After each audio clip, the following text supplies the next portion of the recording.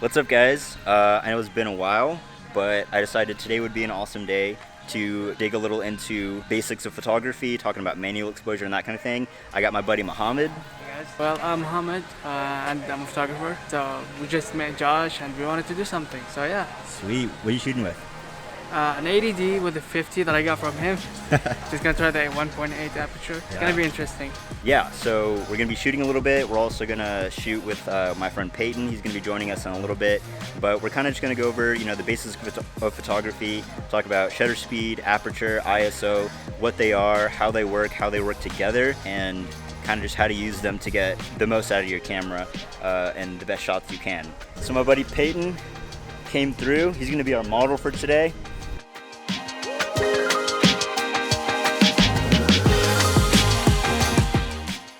Aperture is basically how wide your sensor can open, which basically means how fast you can get a photo. Aperture is measured in f-stops, and so a lower f-stop, f1.8, f2, is going to mean that your apertures open up wider, while f8 or f16, f22 means that the aperture is going to be tighter. The wider the aperture, which means the lower the number, the higher exposure and the better it is for low light, but also the more shallow the depth of field. So if you think about like your eyeball, whenever there's a bright light shining in it, it closes up, but then whenever it's really dark, your pupil gets wider so that it can be more sensitive and get more light into it. That's basically the same thing that the aperture is doing in your camera. As I said, the closer you come to one, the higher aperture you can go. But the thing is, the closer you come to it, the more expensive the lens becomes. Because like a lens that goes to aperture of 1, that's gonna be a very expensive lens compared to a lens that has a 3.5 aperture.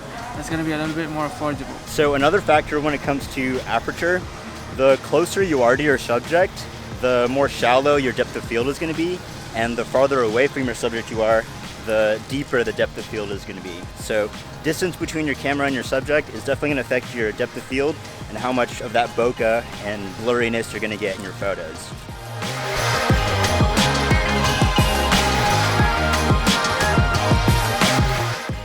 So I'll be shooting and kind of showing you what aperture does. A more shallow depth of field comes with a lower f-stop number. That's going to give you more of a blurry background, while a higher f-stop number is going to give you a deeper depth of field. So I'll show you guys what that looks like with Peyton and also with some of this foliage in the foreground. So yeah, let's get to it.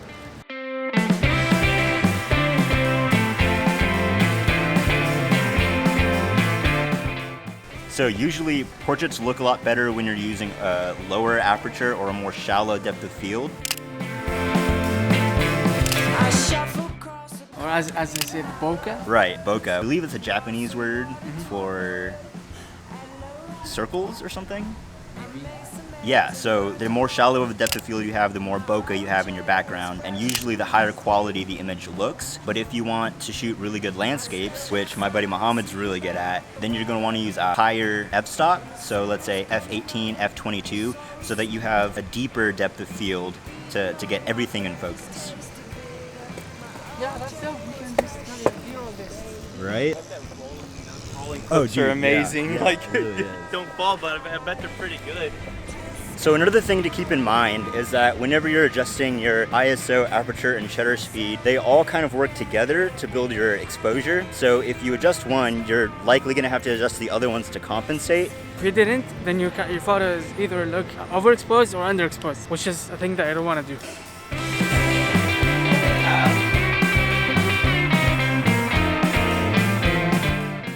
Right now, we're up on top of the UNC parking garage. It's super dope up here. I come up here all the time for shoots, especially grad shoots. If you need grad photos, hit up my boy Mohammed. But yeah, we're gonna be shooting and showing you guys a little bit about what shutter speed does. Let's get to it. Voices rose to a shout. They said, how come the sun ain't shining on everything? How come we're not invited? Well, Oh yeah, I love the dedication. Let's go. This is Do it what for a the real grind, photographer man. looks like. how long must I take? So shutter speed basically determines how fast or slow the shutter in the camera is going to open and close. Faster shutter speeds means that you're gonna capture the moment faster. The sensor is gonna open and close very fast, and you can adjust it. And a slower shutter speed is going to be open longer, which means it can capture more light, but it will also capture motion, which means that you're not going to get as sharp of a photo if you're moving around.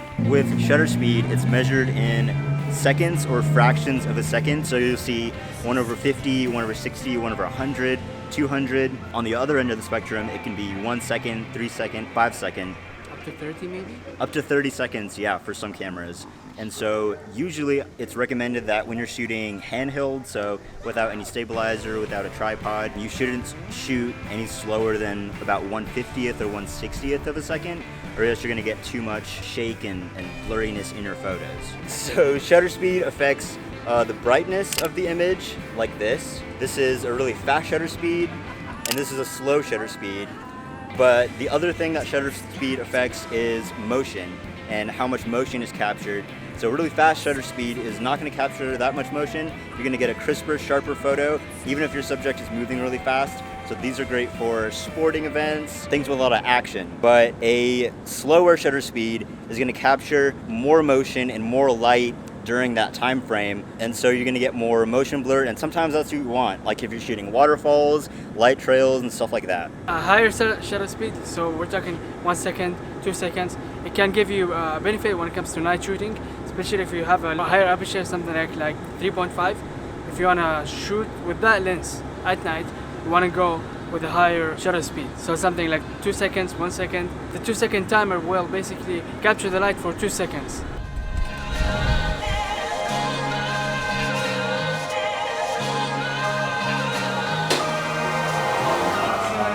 So last but not least, we have ISO. And to show you guys how ISO works, we need this to stop beeping, but also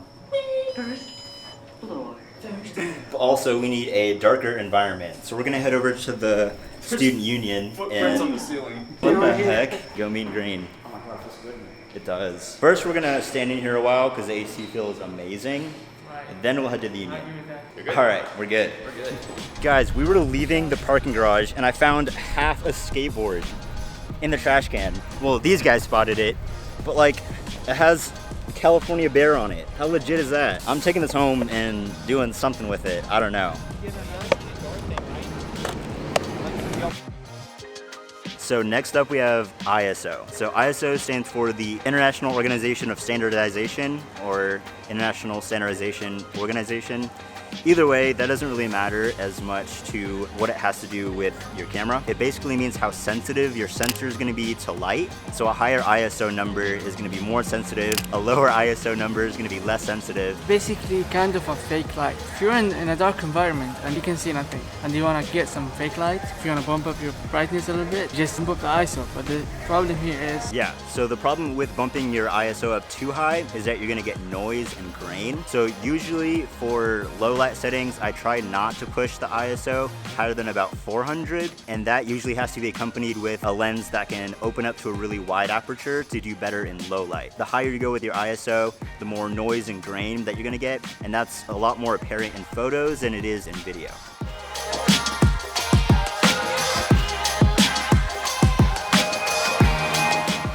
Also, side note, your ISO range will be depending on your camera body, not so much your lenses. So that's completely digital and dependent on what camera body you use.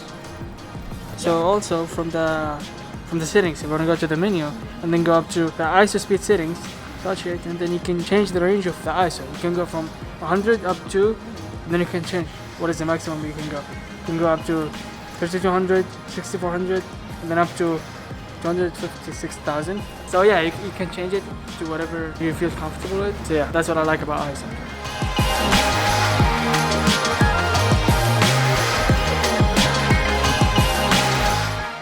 So I just wanted to note that this was the first time that my boy Muhammad had been shooting portraits, and he absolutely killed it today. So props to my boy. That golf clap. Yeah. Right.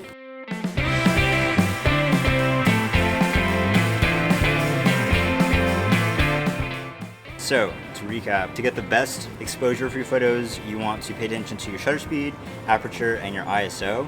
And shooting in manual will give you a lot more flexibility than just relying on auto. So always try to shoot in manual if you can. Shutter speed is going to affect how fast your shutter is going to fly open and close. Your ISO is going to determine how sensitive your sensor is, and your aperture will give you depth of field and more light exposure. So with the three of these, you have to adjust, kind of compensate one for the other to get your perfectly balanced exposure. And you can tell what your exposure is going to be at the bottom of your viewfinder, or if you're shooting through your LCD screen, there's usually a little meter bar at the bottom, and that will tell you whether your image is underexposed or overexposed. So you always want it to be kind of centered or a little bit to the underexposed side, because in post it's a lot easier to pull up underexposed photos than it is to pull down overexposed photos. Whenever your image is too overexposed, you're likely going to lose a lot of information, so keep that in mind when you're editing as well. Most of the new cameras, they give you aperture value, AV, or TV, which is time value. These settings also will give you more flexibility if you're not comfortable with using manual right now. Yeah, so if you guys got something out of this video and you liked it, go ahead and hit like. Hit up my boys Peyton and Mohammed on Instagram. I'll link those below, and also subscribe. I'm going to be coming out with some new stuff hopefully soon. I'm going to keep rolling out the vlogs as well. So yeah. You should make those hats and you should sell That's them. it. Yeah, Awesome and video. if you want a hat, let me know. Maybe I'll put out a small batch of them. I don't know. I'll take a hat. I'll pay for it too. Right. There we go. First link in bio. Dope. See you guys. invited.